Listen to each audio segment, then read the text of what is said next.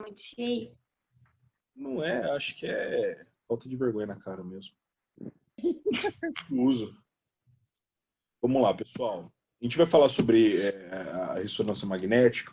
Antes de entrar nos princípios, eu quero deixar bem claro para vocês que a gente vai tentar subdividir a matéria em três partes. A gente vai dividir em conceitos básicos, aplicação, e aí, em cima da aplicação, a gente vai estudar alguns casos clínicos, e por último eu vou dar ressonância magnética veterinária, que eu acho também um negócio interessante.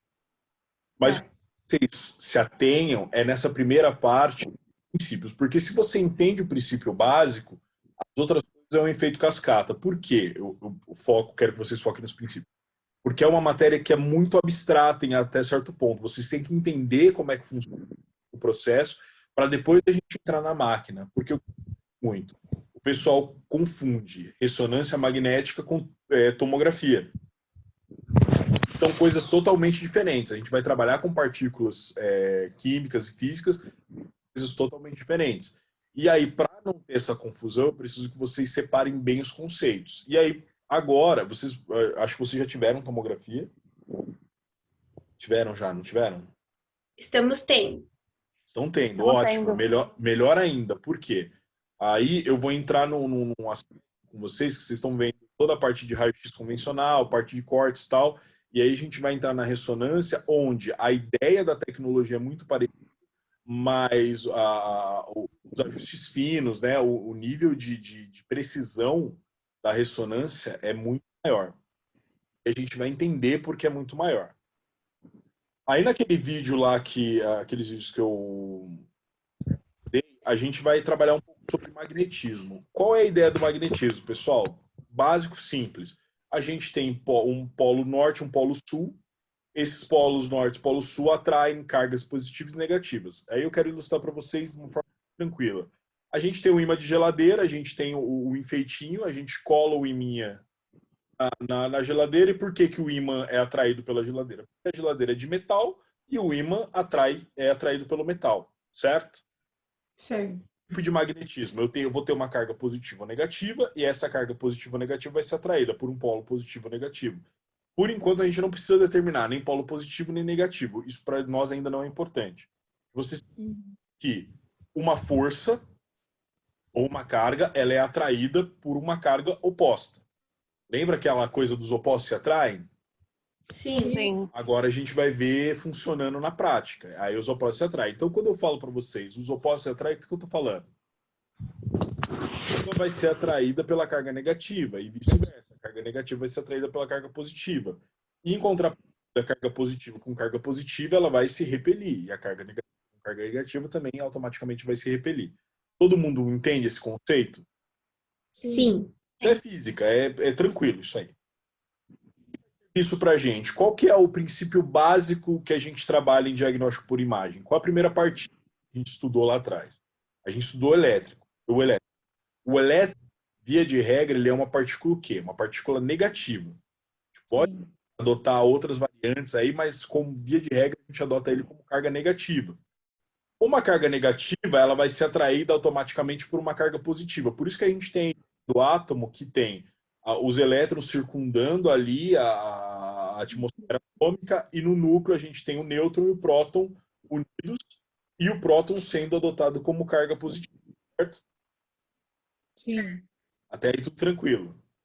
Sim. Sim. Só que agora eu vou dar um nó na cabeça de vocês, porque até agora a gente ficou estudando sobre o elétron. Quando a gente vai para a ressonância magnética, a gente adota agora como partícula referencial o próton. Por quê?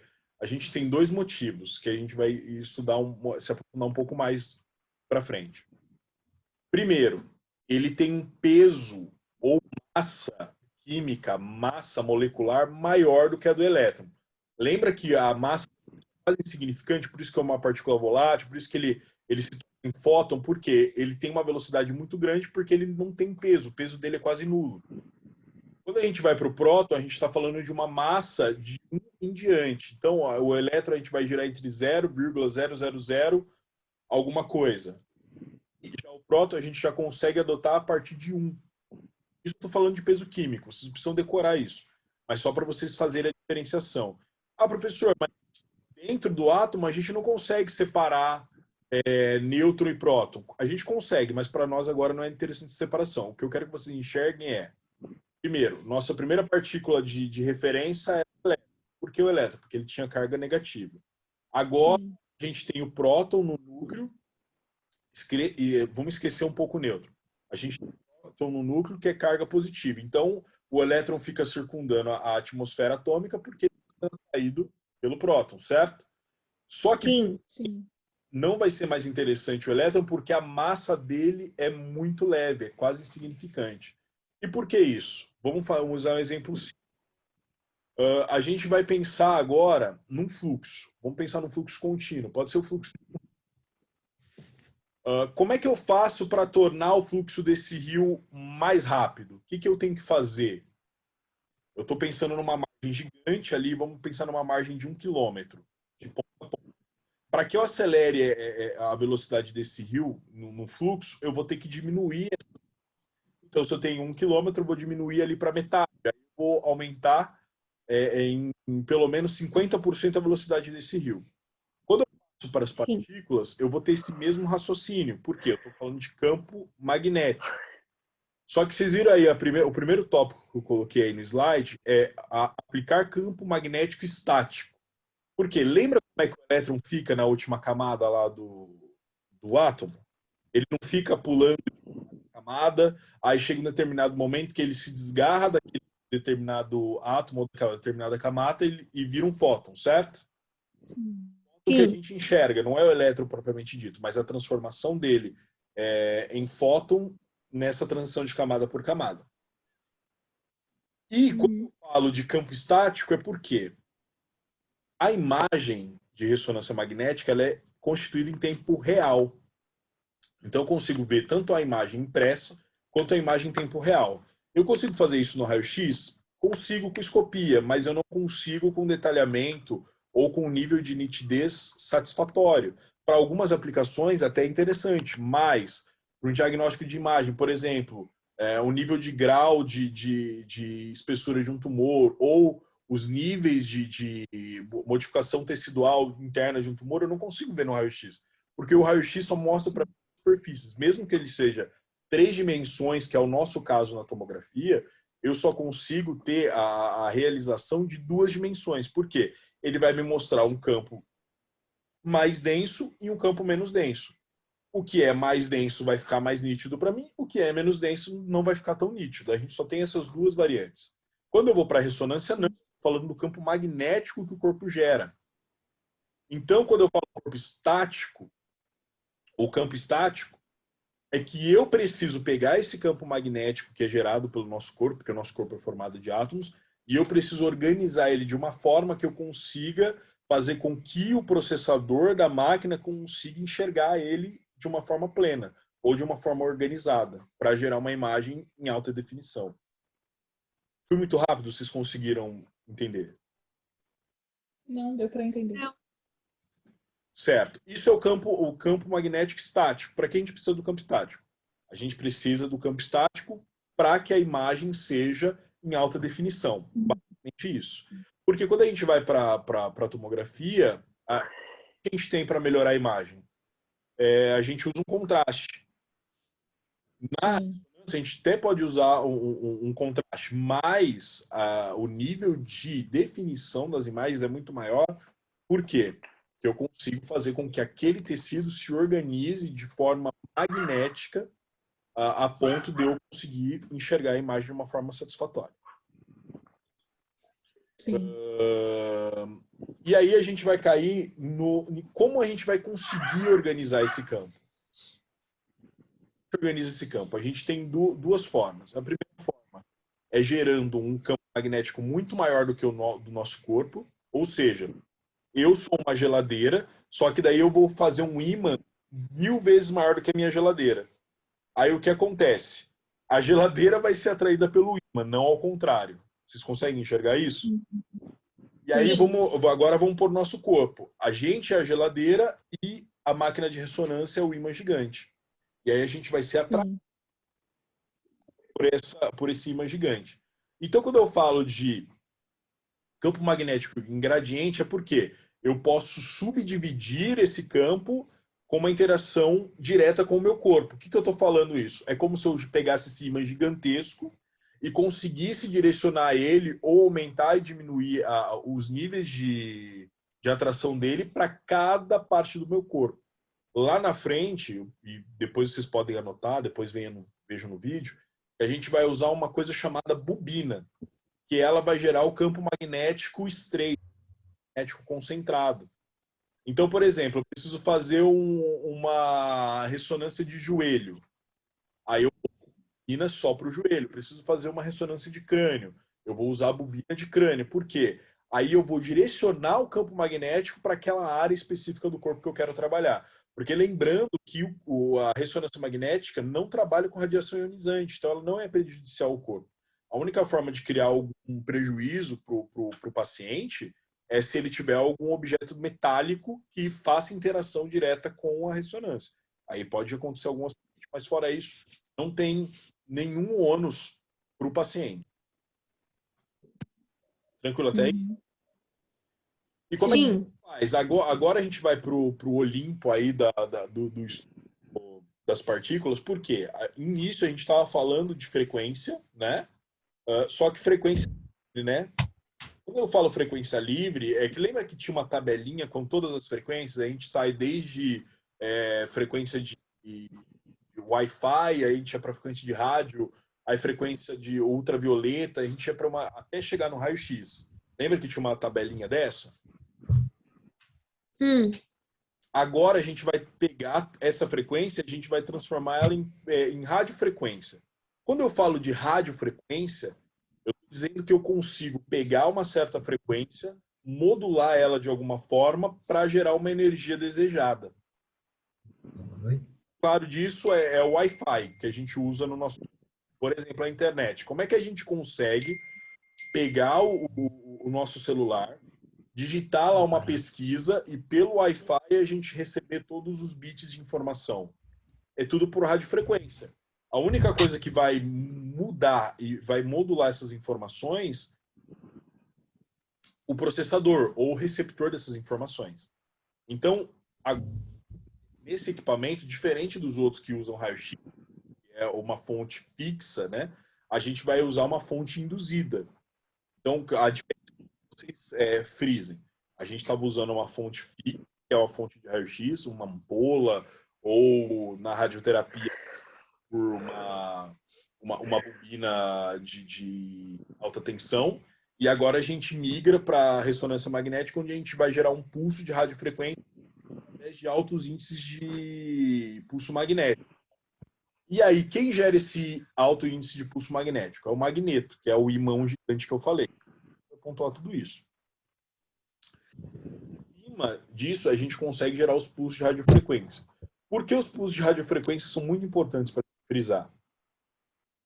Porque cada área do nosso corpo vai trabalhar com um índice de frequência. E lá na frente a gente vai ver que essa interação de radiofrequência também é uma interação química. Porque a gente não vai trabalhar mais com o elétron, igual eu disse no início. A gente vai trabalhar com o próton. E vai ter uma porção no nosso corpo que é gigantesca em porção de próton. Quando a gente vai para no nosso corpo, a gente fala de uma matéria composta de 80% de água. Quando a gente fala de água, a gente tem que pensar na constituição química. Qual é a constituição química da água? H2O, são 2 hidrogênios e um oxigênio, certo? Sim.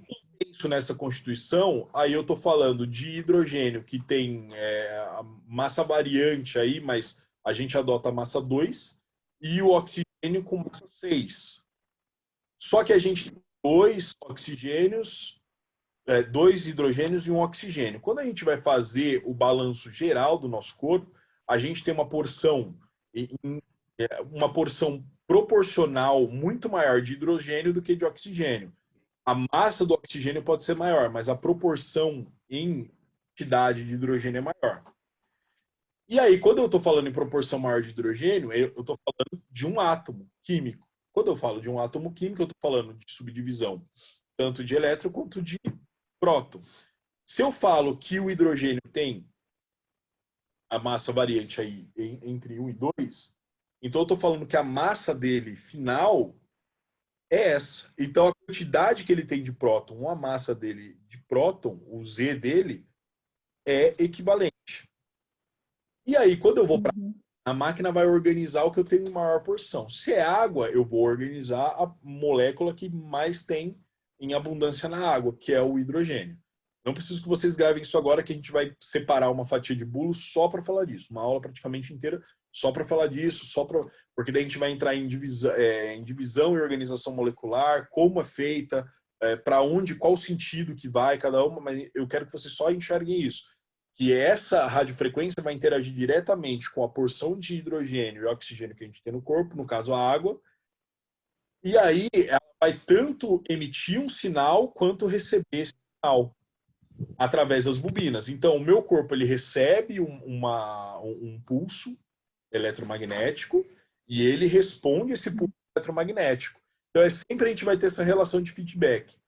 Fazendo uma ponte lá com o que a gente estudou no raio-x ou na tomografia, é a mesma ideia. A gente vai receber a radiação ionizante, a gente transfere para a máquina a imagem. Aqui a gente vai receber o pulso de radiofrequência em forma de pulso eletromagnético e a bobina vai fazer vai receber esse feedback e a gente vai devolver para a máquina para que ela faça o processamento ideal. Tranquilo até aí? Sim. Aí, Sim. depois que acontece tudo isso, a máquina converte esse sinal, e aí vem o grande pulo do gato para que a ressonância tenha uma função tão específica para alguns diagnósticos, por ter uma imagem muito melhor, que aí eu vou ter os conversores de sinal de imagem. Então, eu tenho um sinal analógico que está em radiofrequência, essa máquina vai pegar esse sinal e vai converter em sinal digital e converter em imagem. Por isso que hoje eu consigo ter Full HD, 4K, até 8K. Eu não acredito muito no 8K, mas dizem que existe. Mas tem máquina que fornece imagem nesse nível. E todas as máquinas com grau médico, elas já partem do princípio de trabalhar com Full HD. E agora a gente tem divisões de 4K, 8K, interface, porque o médico às vezes consegue estar operando, principalmente agora com a ascensão de cirurgia robótica, o médico está operando e consegue enxergar as imagens ali no set dele em tempo real para que ele consiga delimitar a área onde ele vai conseguir operar. Então essa conversão de sinal analógico digital é muito importante, foi um divisor de águas, porque até então a gente só tinha a conversão de imagens em tons de preto e branco, e a coloração era feita também em forma digital, por isso que a gente tinha também a tomografia de forma colorida, e até no ultrassom era utilizada a mesma ideia, por isso que saía com uma face colorida. E agora, com a ressonância, a gente melhora essa tecnologia anos-luz e consegue criar conversores que fazem essa leitura do sinal digital a ponto de você ter uma imagem tão boa quanto em tempo real quanto em imagem impressa. Alguma dúvida do que eu falei até agora? Não. Não. Eu acho que não. Tá bom. Eu vou. Tem mais 2 slides. Vou tentar terminar esse, aí a gente para a gravação, tá bom? Aí eu vou para ti. Aí, como eu tinha falado, as ondas de rádio elas só vão interagir diretamente com os átomos. Só que elas interagem diretamente com o núcleo atômico, por quê? Lembra, gente, que eu falei? A gente tem o elétron vai interagir. A interação do elétron nessa troca, ela é ínfima, porque o peso atômico do elétron é muito pequeno. Então, a gente só vai ter interação com o núcleo do átomo, ou seja, com o próton e com o nêutron. O nêutron, ele tem uma massa significante? Tem, mas ele não tem energia ativa. A não ser quando você faz fusões atômicas, mas ele não tem uma energia ativa. Então, nessa parte, o nêutron não vai ser significativo para a gente, por isso que a gente só vai falar de próton. Aí a gente tem também a porção de que a gente tem 2 pensamentos. Quando a gente vai trabalhar com magnetismo, lembra que tudo que é porção metálica vai interagir melhor com a excitação magnética. O metal é um autocondutor de eletricidade. Tudo que a gente trabalha é eletricidade. Todos os pulsos são elétricos, desde o elétron ao próton, pulso elétrico do nosso corpo. Toda a parte fisiológica do nosso corpo gira em torno de pulso elétrico. Mas existem alguns materiais que não trabalham com pulso elétrico. Tanto é que,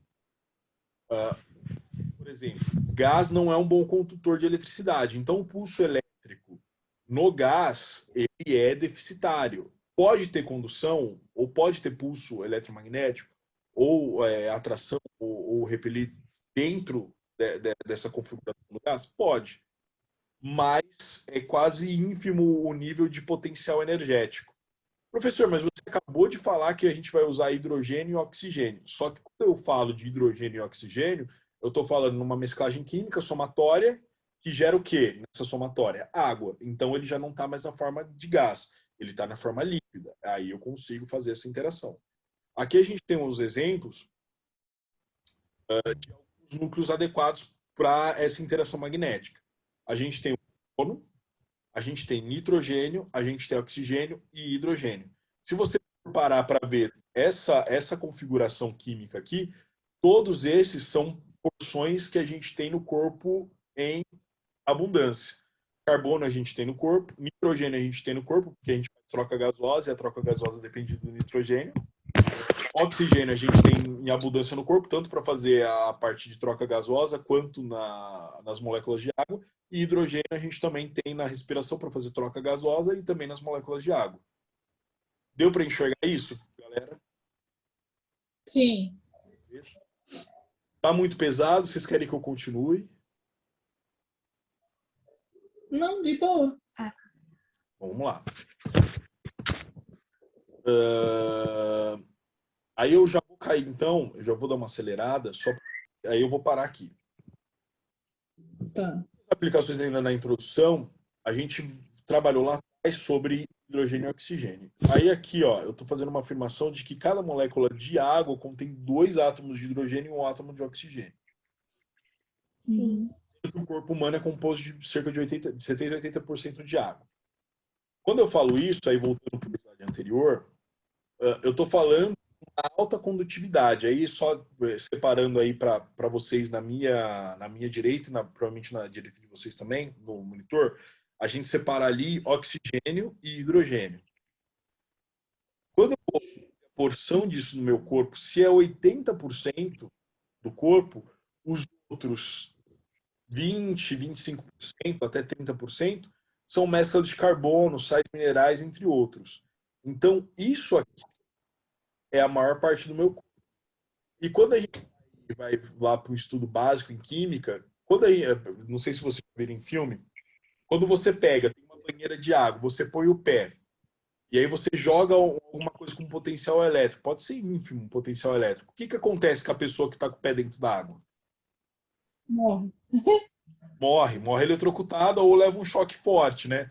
Quem nunca foi lá trocar... Lembra daquele chuveiro robô que era de metal? Que você vai trocar a temperatura, aí você dá aquela encostadinha, você tá molhado, aí você tá aterrado no chão.